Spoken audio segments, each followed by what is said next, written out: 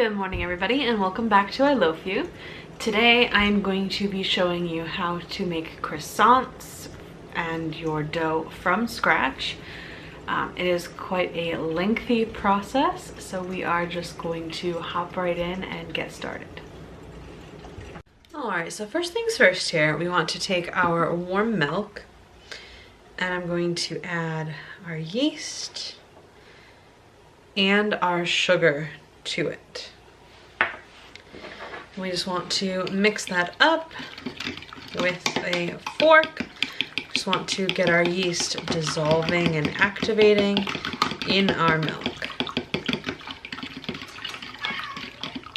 So just mix those together, and I'm going to set this off to the side for a moment or two. And then we want to pull in our flour. And I make a nice little well right in the center.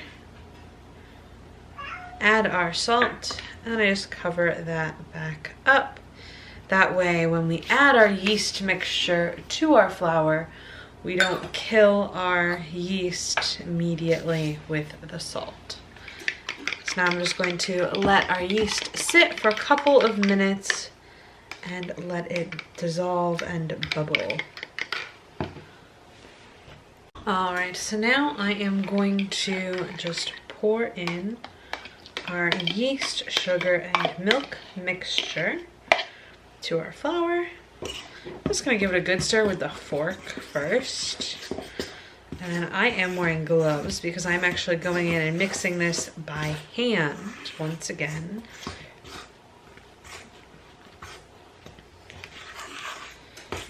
So then we just want to start in with our kneading process. I just want to make sure that everything gets mixed in and you have a nice, smooth, consistent dough.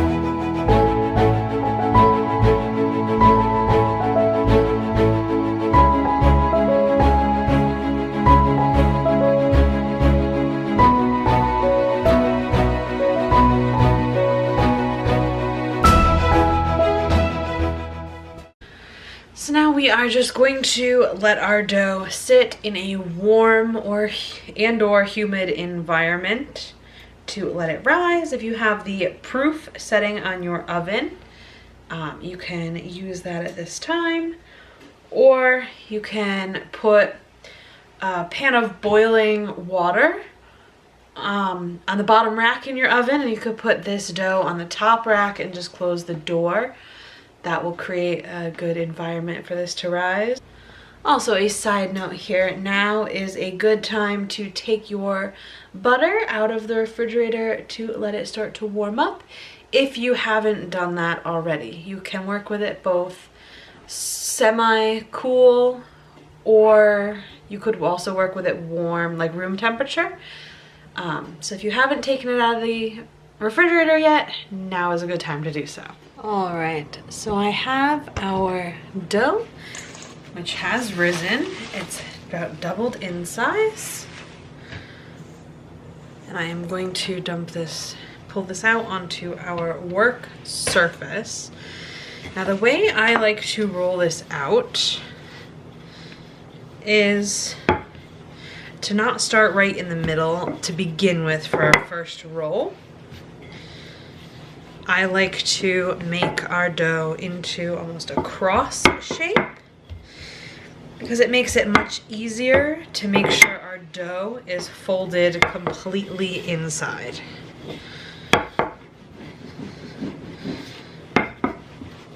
So I will get this rolled out for our first roll, and we will get our butter in the middle of it.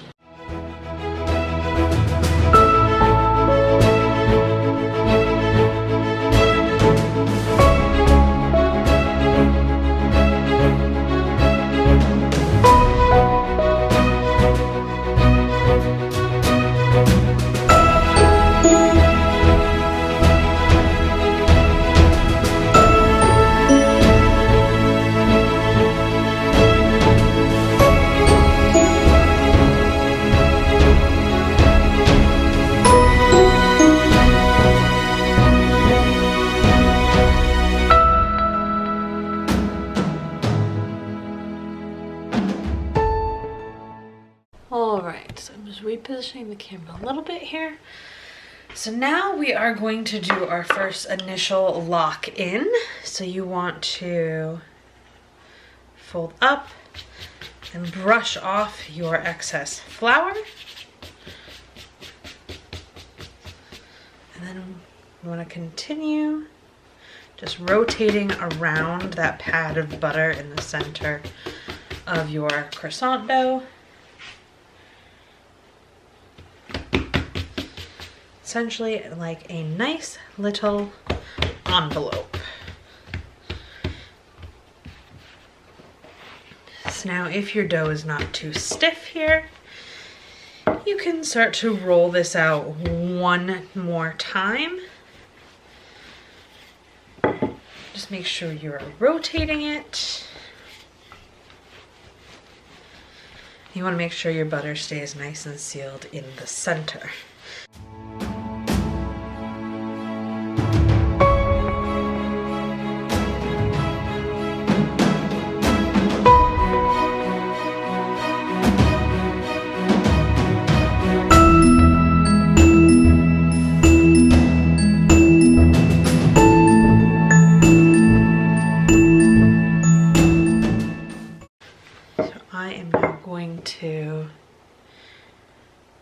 I fold in and brush off our excess flour. We will cover some onto our butter and just spread that right up inside. And then we want to fold once again here.